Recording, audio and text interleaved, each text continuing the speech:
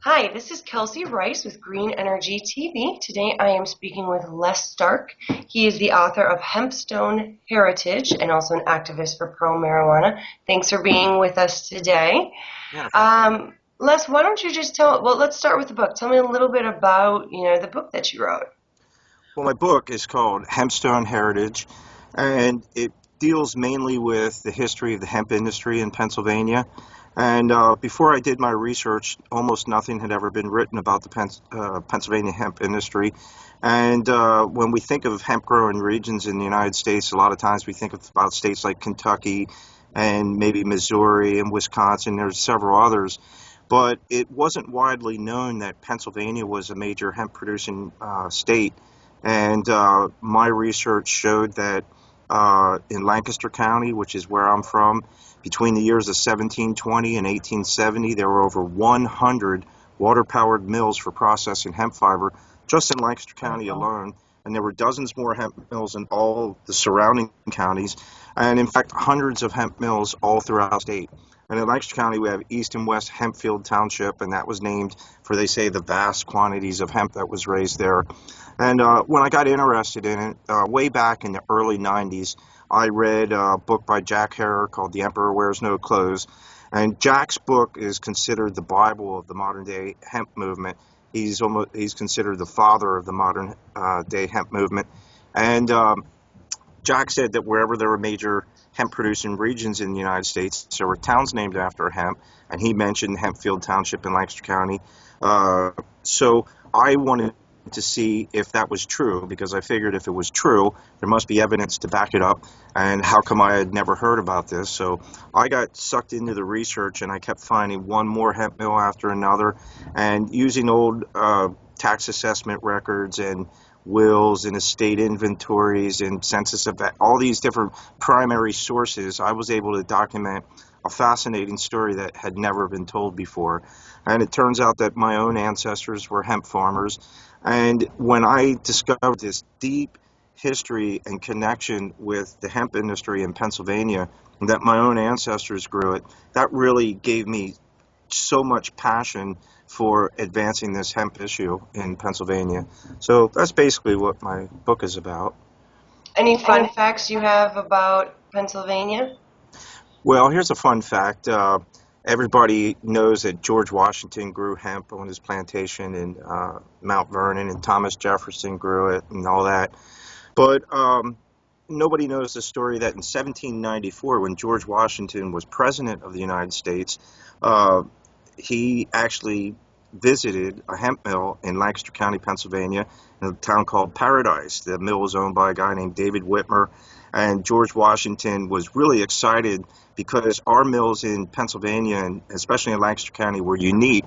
The old British hemp mills used these heavy log stampers that kind of stamp the hemp, but our ancestors were mostly of German descent, so we brought this German technology over, which was basically a large conical-shaped millstone that rolled on a circle over top of the hemp fiber, softened it up, got it ready for the spinning wheel, and so forth. And Washington was interested because he was considering building a hemp mill on his plantation to process the hemp that he grew. And he got there, and there's three or four different versions of the story, so we don't know exactly what happened. But there was some major catastrophe, and they say that the mill worker was so excited. One story says that he was removing some planking so Washington could look at the gears, and he got sucked into the gears. Another story says that he fell and the arm, the millstone crushed his arm, and others say there was an explosion. But whatever happened, there was this great big uh, catastrophe that caused all this commotion, and Washington concluded that our mills were too dangerous, so he decided not to build a hemp mill of similar construction. So had that demonstration gone good, it's very history could have been changed right there. Right. So that's a fun fact, but there's so many more. The history of hemp in Pennsylvania is deep. When William Penn founded Pennsylvania, he specifically intended for Pennsylvania to become a hemp producing colony. And in 1683, 2 years after our founding, one of the very first acts by the Pennsylvania General Assembly was to pass a bill called an Act for Encouragement of Raising Hemp.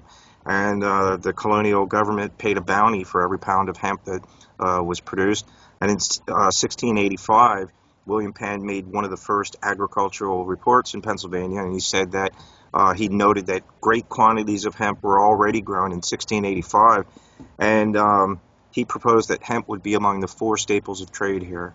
And from then on, for decades after that, the General Assembly of Pennsylvania continuously passed bills that increased the bounty paid to farmers because they really intended for every farmer in Pennsylvania to grow it. It was intended to be a major crop here. So, there's lots more actually. As I said before, I could probably go on for about a day and a half just about Pennsylvania hemp history here. Sure. So, go ahead. Oh, I was just gonna say, well, I know that you're also an activist, and I've heard a lot about what's going on in Pennsylvania. I mean, what have you currently, what have you currently seen that's going on? Well, one of the main things that we have going on right now is called Senate Bill 1182. That was introduced with a bipartisan legislator by one of the most conservative state senators in Pennsylvania, State Senator Mike Fulmer, who's more in the Ron Paul type vein. And then we have one of the most liberal senators, Dalen Leach, who's called the Liberal Line of Pennsylvania. And the two of them came together to introduce Senate Bill 1182 back in November. And we had a hearing in January, and there was another hearing in, believe it was May. And just recently, it was sent over to the Appropriations Committee, the Senate Law and Justice Committee, where it had been stuck for several months, voted unanimously to send it to the state Senate for a vote. First, it has to go through the legislators are currently on recess, so we didn't get action on it yet. And when they come back from recess on September 15th, they will have only 11 session days to get it done. And this has to get out of the Appropriations Committee, has to go to the floor for a full vote in the state Senate. And we expect it to pass there. There's 50 state senators. We think that the vote will be 45-5 in favor of Senate Bill 1182. Then, but we're racing against the clock here because Right. now in the House of Representatives in Pennsylvania, there's a little bit more opposition, but we have overwhelming support there, and we expect a solid victory in both the Senate and the House if we can get them to vote on it. And that's what we are really pushing to get them to do, is to move on it, because we want it passed this year. Now, Governor Tom Corbett, has said that he will veto the measure, but we're working on hopefully to establish a veto-proof two-thirds majority. We don't know if we have that yet. We think we're close. There's about 10 state representatives that we want to try to sway, because we have the votes to pass it. The question is, do we have enough votes to pass it if Corbett vetoes it? And that's what we're working on. So September 15th, there's going to be a rally in the Harrisburg State Capitol. It's going to be called the Campaign for Compassion Rally. And that's the first day that they come back in session. So we want hundreds of people there so that we can, sort of light a fire under their butts and say, we want action on this, because anything that doesn't pass by the end of this year has to start all over again next year. So next year, we're really hoping we're going to do everything in our power to evict Tom Corbett as governor. He's not very popular nationwide or in this state. He's not even popular with a lot of the Republicans. And the candidate that we have running against him is named Tom Wolf. And Tom Wolf has said that he will sign medical marijuana bill, and he also supports decriminalization of marijuana too. And in fact, his lieutenant governor will be Mike Stack, who, as a state senator, just several months ago introduced a decriminalization bill. So we think we're going to have a lot better luck. We want it passed this year. If the governor does not veto it, that's another possibility. If he does nothing, takes no action on the bill, it will automatically become law. And we're sort of hoping that he takes that approach, because we know he's not for it, but rather than him veto it. But first, even that's a moot point if we don't get action on it. And that's what we're trying to do, is get action on Senate Bill 1182. So that's one thing we got going on. Then the other thing we got going on is in January, Senator Mike Fulmer, who was the prime sponsor of the medical marijuana bill, he's also going to be introducing an industrial hemp bill. And we talked to him back in May, and I gave him a copy of my book, Hempstone Heritage, and we talked to him for about an hour and a half, and he is just so enthusiastic about this hemp issue, and he wants to push that full force. Now, my partner Erica and I, we just got back from a meeting with State Senator Judy Schwank, who is the minority chair of the Senate Agricultural Committee. I think it's called Agricultural and Rural Affairs. And we were hoping that we could get her name as a co-sponsor of the bill. And she said, well, you know what, anybody can be a co-sponsor. She said, if I'm going to put my name on it, I want to be one of the prime sponsors of the bill. So here we have another example of bipartisan legislation, Democrat and Republican working on this together. And what we're doing on our part, which, by the way, we just founded a new nonprofit organization. It's called Keystone Cannabis Coalition, and we just became official a couple of weeks ago. So one of the prime #1 goals of Keystone Cannabis Coalition is we're going to make it one of our top priorities to get that industrial hemp bill passed. And I've been working on this for a lot of years. I've been a hemp advocate for about 17 years. And in that time, we've worked with a lot of groups like the Lancaster Farm Bureau, the Pennsylvania State Farm Bureau, the Pennsylvania Farmers Union, the Pennsylvania State Grange, and all these farm organizations have all passed resolutions in favor of hemp. They all support it. Worked with a number of individual farmers. My friend Sean House,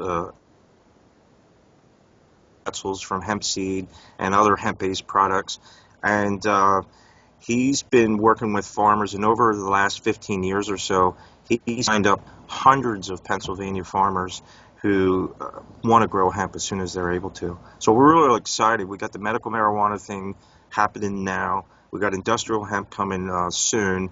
We're going to have, if everything works out, we're going to have a governor and a lieutenant governor that supports decriminalization. As far as full legalization, that's what we prefer, is full legalization. But in Pennsylvania, it's a little bit hard. We have 85% of Pennsylvanians, according to numerous polls, Quinnipiac, Mercyhurst, F&M College poll, that all show that 84 to 85% of Pennsylvanians support medical marijuana. And this is very consistent in every poll that we see. So even with 85% public support and lots of sponsors and co-sponsors of the bill, it's still hard to even get action on that. So with decriminalization, I think it's somewhere around 56 to 60 some percent of Pennsylvanians support decrim. So decrim is going to be harder with even less support, even though we think we have a shot. But with full legalization, we see that as what's impossible in 2014, because there's no way a bill could be introduced. Not Yeah. And in 2015, we think that it'd be hard too. So what we're going to have to do in Pennsylvania is take baby steps there. My opinion is we're probably going to have to go through an incubation period of a couple years with medical marijuana and decriminalization of marijuana.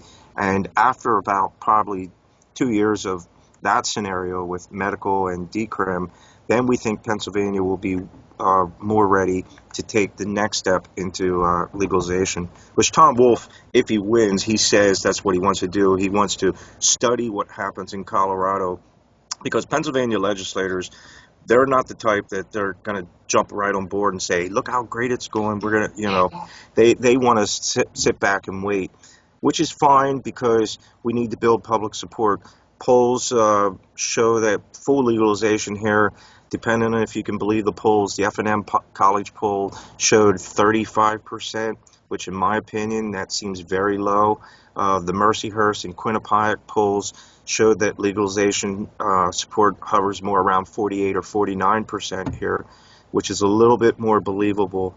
So we're going to have to build public support Right. for full legalization anyway. So in the meantime, we're working on what we can, because with politics is basically, it's partly the art of the possible. And you can demand all you want, and it sounds good where people say, well, we should just demand this, we should demand full legalization. Well, we are, but we're at their mercy to some extent, the There's still a legislators. process to it. Right, because in Pennsylvania, we don't have the power to get ballot initiatives like they had in Colorado and Washington and Oregon and some of these other states, like Alaska's going to be voting on it. But in Pennsylvania, you could get 500,000 signatures, and they would take that as a suggestion. So, Which is not good. I mean, they should, but right. it's If we would have unfortunate. had that ability, I think Pennsylvania would have had this done years ago already by now. Well, So, let me ask you this, especially since you are so knowledgeable just in the history of hemp. I mean, when all this goes into play, what kind of economic changes do you see happening for Pennsylvania? with just hemp or for full legalization? Both. Well, with hemp, you never know because, a lot of us, myself included, we have these grandiose visions of how we think hemp could be a major crop and could provide thousands of jobs. It could help keep farming economically sustainable, and which would help save our farmland because a lot of, like Lancaster County, where I'm from, it's mostly rural, but people don't realize that we have over 500,000 people in Lancaster County, and most people think of it as just Amish farmland and so forth. But that means that 1 out of every 600 people in the country lives in Lancaster County, Pennsylvania. So it's not as rural as it seems. It's a lot of people, and so we're basically 60 miles west of Philadelphia, about the same distance north of Baltimore, only a couple of hours away from New York City. So we have, such beautiful farmland. We got excellent schools. There's jobs. Our unemployment is always lower than the national average. There's really strong development pressure. So if we're not careful, we could lose one of the treasures of the earth. Lancaster County, we're called the Garden Spot of America, and so we in the 1980s we lost 60 square miles of farmland. Oh, So wow. if farming isn't economically viable, they're going to sell their farmland and they'll grow houses faster than they can grow corn. So we really want to keep that in Pennsylvania, but we don't know if it's going to be a small niche market that maybe a couple dozen farmers can take advantage of, or some of these grandiose visions that we have can come true. But we need the federal government to get out of the way and allow us, and then we'll find out what the true potential for hemp is in Pennsylvania. It may be that other states, most of it's grown in Kentucky or Colorado or so forth, but we don't know that. And we think it has huge, incredible. We're going to be 2 years behind. By the time we pass a bill and get hemp in the ground in Pennsylvania, we're going to be 2 years on behind. But Pennsylvania, we have the ability to not only catch up, but to surpass the other states, and we could become world leaders in the cultivation, the research, the marketing of hemp and hemp products. So that's with hemp. With marijuana, the prospects are enormous. Um, we have 13 million people in Pennsylvania, so that's like about 3 times the amount of people in Colorado. So whatever these stats are that we're reading out of Colorado, we should be expected to triple that. So we have a potential to raise possibly $200 million a year just in tax revenue from cannabis alone. And not to mention that we spend, depending on the figures that you believe, between 100 million to 325 million is what I heard is what we spend on enforcing our marijuana laws. So if you could eliminate the enforcement of 300 million and turn around $200 million in tax revenue, that's a $500 million a year turnaround, which over a 10-year period, that's $5 billion. And that's just tax revenue and savings from enforcement.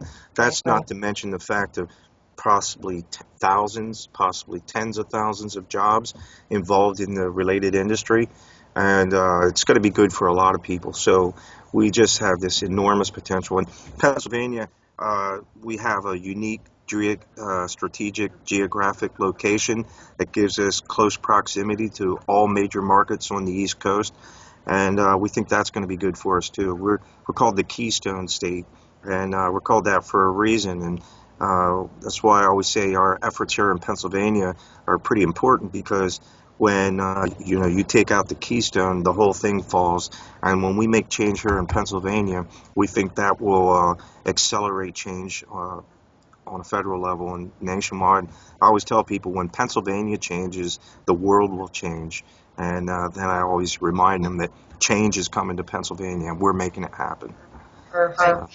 Well, I thank you very much for taking the time to speak with me again. This is Les Stark. He is the author of Hempstone Heritage. Is there any place, any website or Well, location people can find out about the rally in September? sure.